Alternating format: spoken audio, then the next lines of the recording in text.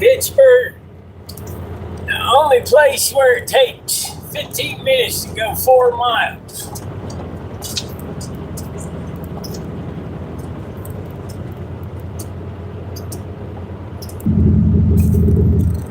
So yeah, welcome to Pittsburgh. The only place where it takes 15 minutes to go 4 miles.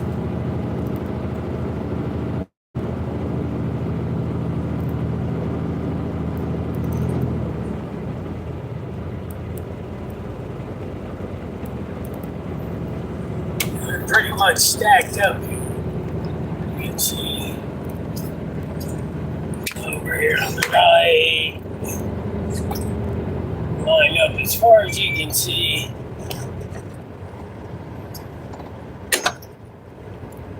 And let's see over here. Yeah, they're pretty busy over there on the westbound side too.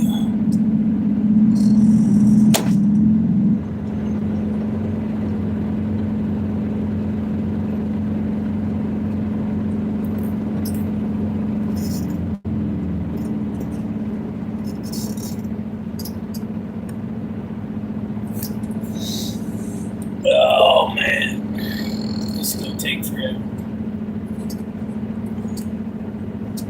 That's the way it goes.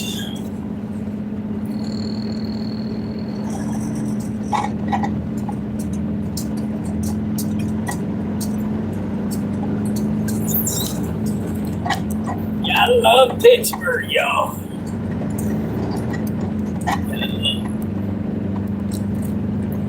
Yeah, man, if you give yourself any kind of space right there, somebody's just going to take it. So whenever people are following this close, I don't get too crazy because they'll slam on the brakes and then you don't have time to react.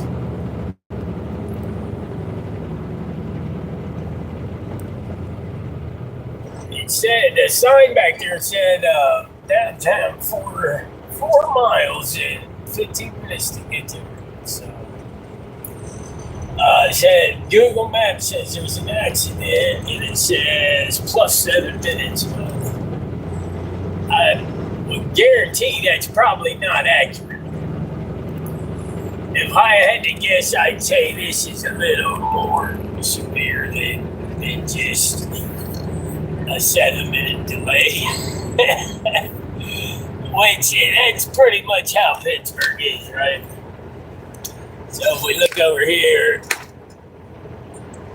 in this lane, it's bumper to bumper over there. That guy's smart, he's giving himself space. Because you have to, because people are following so close that somebody will just slam on the brakes. Or they'll just cut in front of you, so you gotta be able to react. You gotta give yourself an out. You can see westbound traffic flying by. They're moving pretty good over there compared to us, but that's like any major city. You know, going into the city in the morning is when you get all your traffic. Hello. Forkin.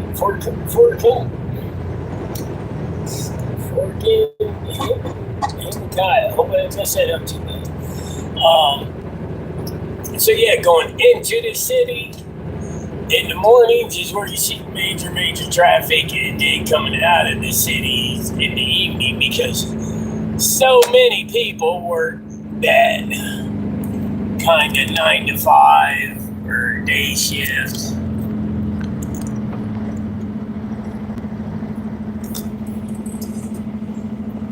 So, I'm curious to see where this accident is up here.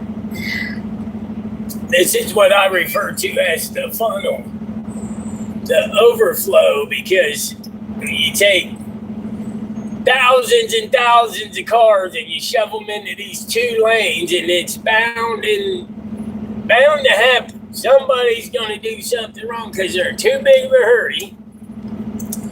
And that's going to screw everybody over. And that's what happens. So, I don't think I ever been in Pittsburgh traffic, and I didn't have a delay, honestly. So, I mean, this is pretty par for the course, but even when I come through here, I come through here at 4:30 in the morning and there's traffic.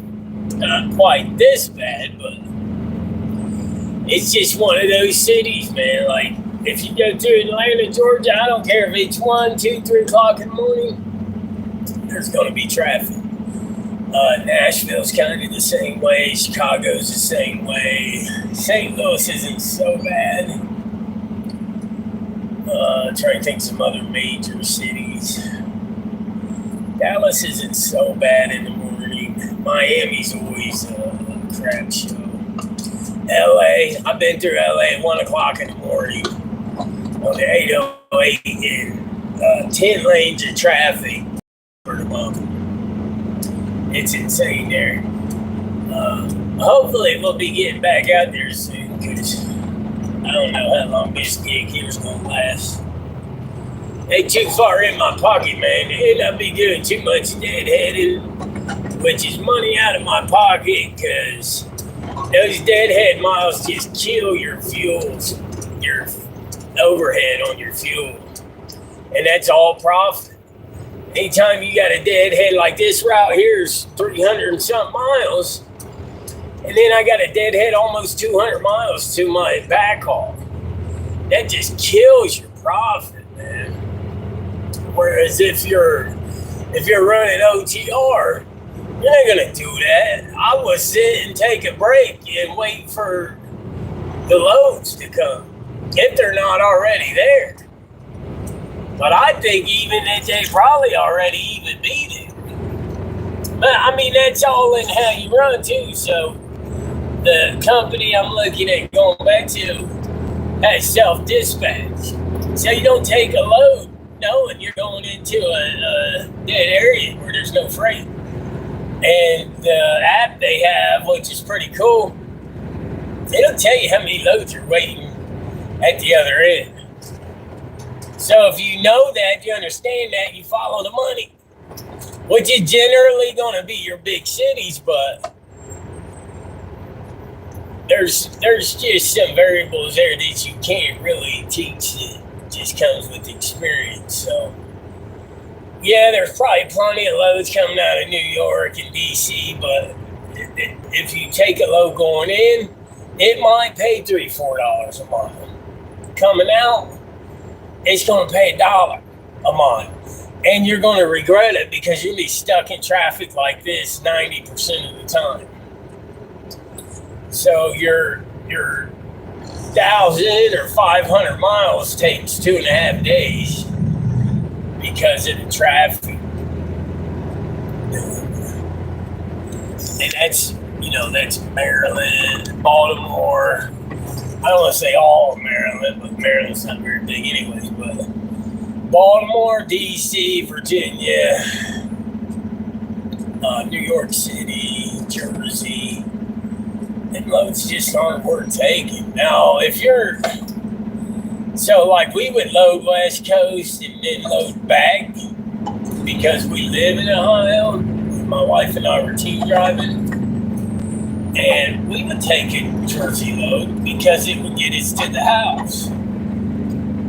So we might run 2,500 miles and then go home for a couple of days and then deliver that Jersey load. Even if I had a deadhead back home, it got me home. And still, them loads do pay good. It's just coming back out of there. You're either A, you're going to sit forever, or B, you're going to be not getting paid. You get paid, but you ain't going to get paid. You understand? So instead of taking that load that goes to, I don't know, let's say a population less dense area, but a freight populated area, densely populated with freight. Indiana, Ohio, Illinois, a lot of parts of Illinois, St. Louis, all densely populated areas for freight. Kentucky, believe it or not, West Virginia. And, it might not be the ideal load. You might end up hauling something heavier than what you're used to. But it's going to pay at a higher than average level. And you're going to be able to get into another freight dense area. And that's how you're going to make it. Trust me. I mean, y'all don't know me from Adam, but I can tell you this, in 10 weeks, my wife and I driving a team and lease purchase, and we had crazy overhead with truck payment on that. We made over 120 grand in 10 weeks. Gross. Now, that changes as a solo driver, obviously. I think, from the end of November to January 1st, for the owner operator, I didn't make nowhere near that 15 grand or something. So teams, a lot of money in teams. But you can do that as an owner operator. You just hire somebody to drive with you. And you can pay them 45, 50, 55 cents a mile. My advice should be pay them 60 cents a mile, get you a good driver, one that you can sleep in that truck knowing that you're going to make it out, make it home alive. You're going to make it where you're going, right? So pay a good driver. Because it's just smart. This is not going the wrong way. I don't know how we ended up with this. We're just gonna make some people mad. I gotta get to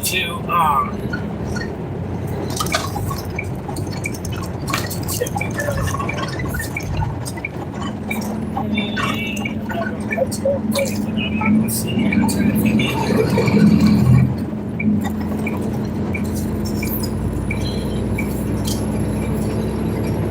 Yeah, 279 north, 28. Now, I could have drove 76 when it's 50 on the wrong part. That's not been fun. Let me see it open up though, and I didn't see the accident. It must have cleaned the accident up. So now we're moving again, which is cool.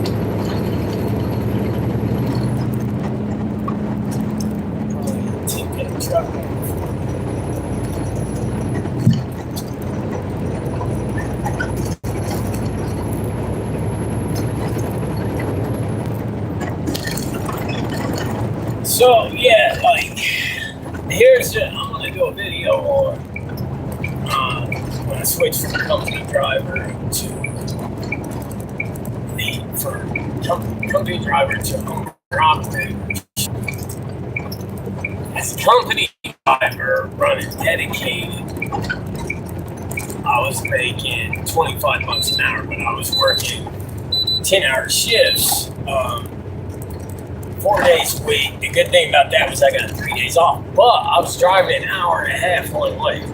That's a 15-hour. No, I was working 12-hour shifts. I say correctly. That is a 15-hour work day. And we didn't get paid overtime. So, I'm working 48 hours a week. Just getting regular pay for that 48 hours.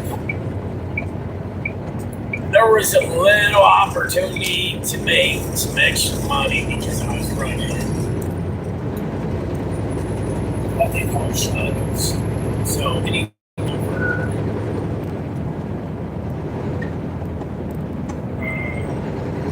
6 shuttles paid an extra $15. So, there were weeks that I made $15, $16, which that took a lot of work to do that, and it was not every week, wasn't consistent.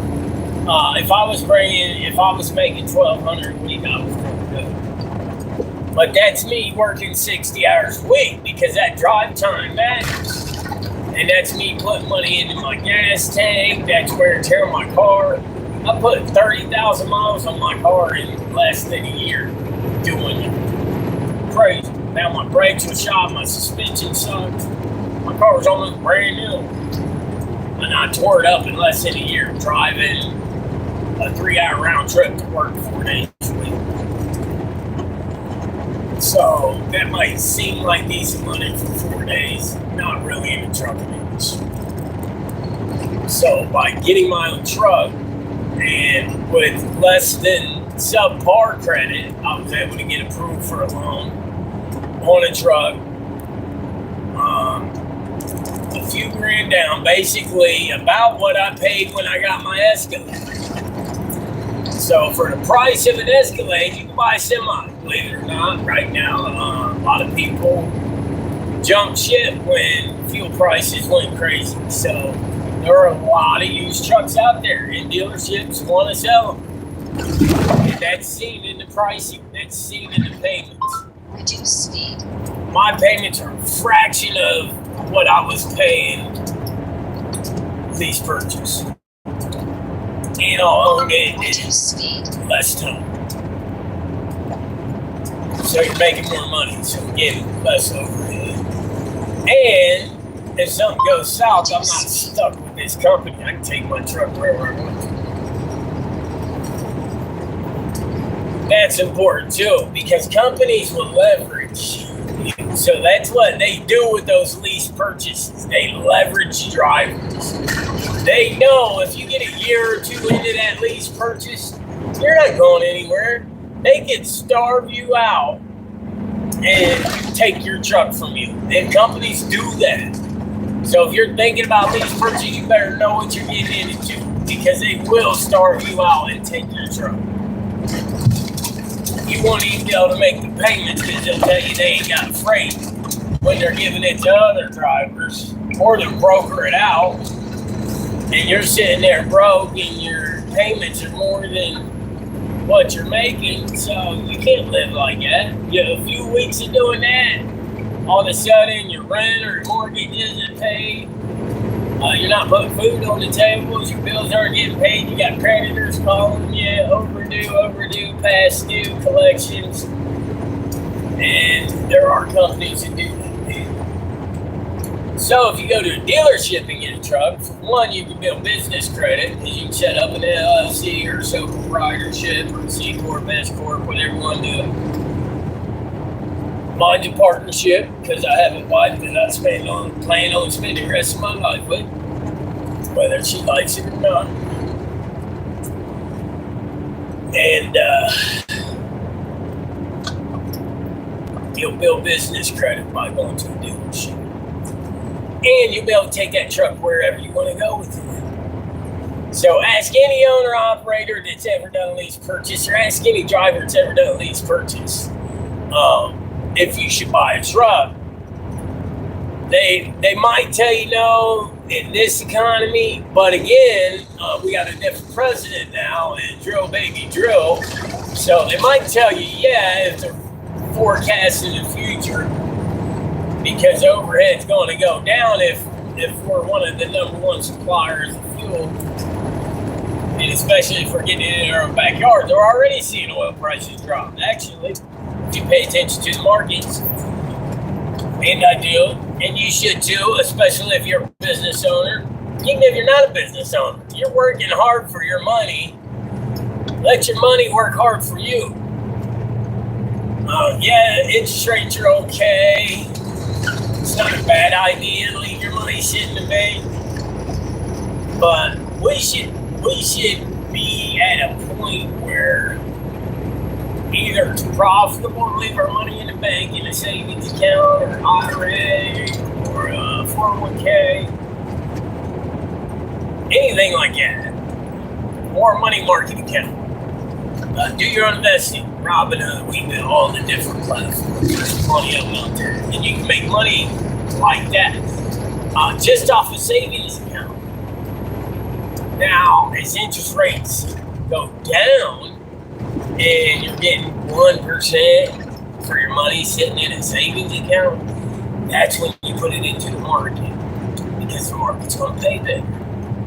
Banks do the same thing. So if you're a trucker and you're making $1,000 a week, a couple grand a week, you got money to invest. If you're a business owner, you better have money to invest or you're in the wrong business. Or maybe you're a startup and it's going to take you a couple years to get profitable. But either way, you should have revenue. So as an owner-operator, I went from making $1,000, $1,200 a week to grossing $2,500 to $3,500. Now that's with this company that's running pretty much local, semi-regional, home every night basically.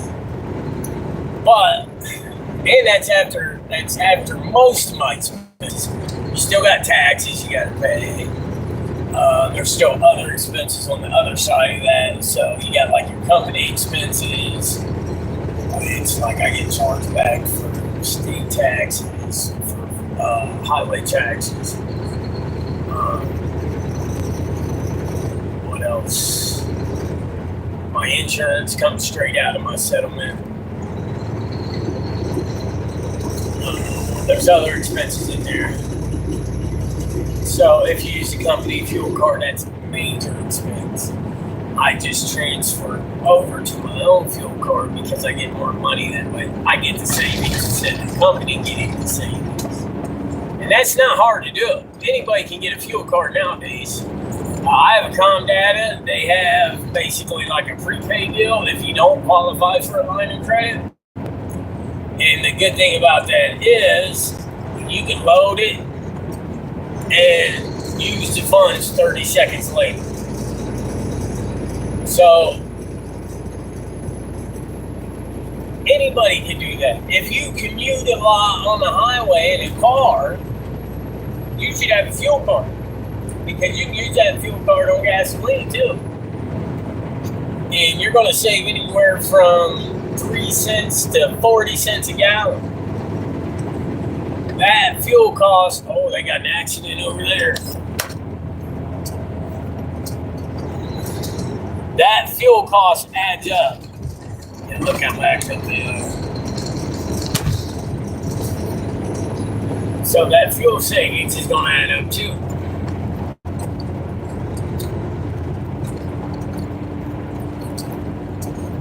So why let the company get that? Even if you're in a company car, if you pay for your own fuel, you get reimbursed. You can get those savings. You can keep those savings. That's money in your pocket. Now, for somebody that uses 300-400 gallons a week, I think I use anywhere from $1,000-$1,500. Just depends on how hard it's running, what the freight's like. That fuel cost adds up pretty quick. So even at 80 cents a gallon, I had it figured out to save me close to $8,000 a year. So if you're an owner operator, lease purchase, and you're paying for your own fuel, get you a fuel card. You go to comdata.com and get you a pay-as-you-go fuel card or a prepaid. You do either one. You can toggle it on and off. The pay-as-you-go is a little weird because it'll deduct several $100s at a time. So if you only get $400 or $500 for fuel, you might end up having $1,000 less in your bank account. That money will get put back on there, but nobody wants to see that happen. You don't want to see your bank account that charged $1,000 for $500 for fuel and then sit around waiting for it to come back. So I do the pay as you go. I literally pull into the fuel station to the truck stop, move $500 over to my fuel card and fuel, and use the whole $500, and I don't miss it a bit because not only do I get the 3 to 40 cents a gallon savings, I also get an extra 10% on my fuel surcharge for the loads that I'm running, which adds up to several $1,000s a year too. Now, I will say this, that requires me as an owner-operator to do my own IFTA tracking. A little bit of a learning curve there, I'm not gonna lie. It's weird because you gotta have your starting, the last place you left from or loaded from, and then you document your miles, and you have to keep all your fuel receipts, how many gallons you got, and then you have to document every highway you use and your mileage. Every time you hit another state line, you got to document that mileage, and you got to do that for every load every day. So that's a little tedious, but I'm saving 10, 15 grand a year doing it. So I'll take the 30 minutes a week versus giving up all that money. And there's commercial GPSs that'll do it all for you. They track it for you. So at the end of the week, you just go to your GPS, it'll pull up all your routing, and it has it to it.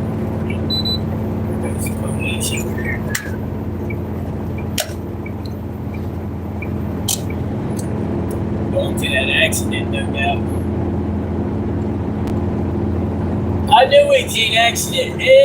Every time I go live in Pittsburgh, there's at least one accident. Go back and check out my lives. And if it's your first time checking out the channel, make sure you subscribe, because I got a lot of trucking information. I got a lot of business information. So I graduated summa cum laude with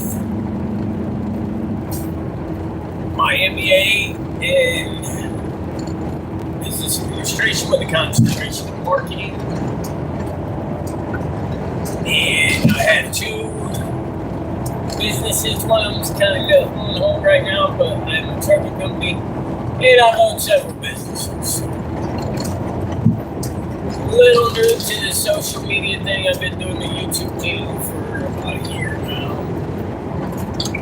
We're still in the growth phase, which, depending on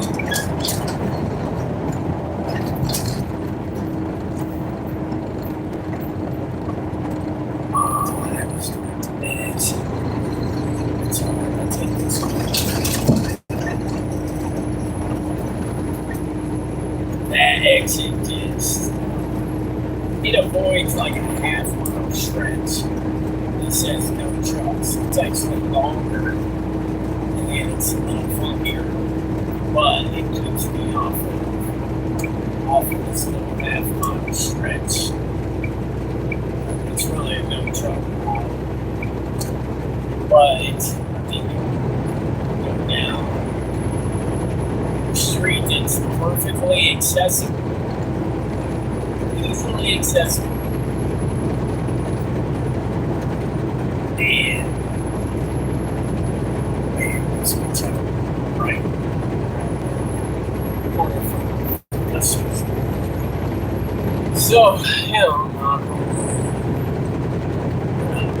driving too traffic. Hey, I appreciate y'all checking out the channel, checking out my live. If you haven't done so yet, smash that subscribe button. Like this video to help me out with the algorithm, and share it. Thanks, man. Have a blessed day.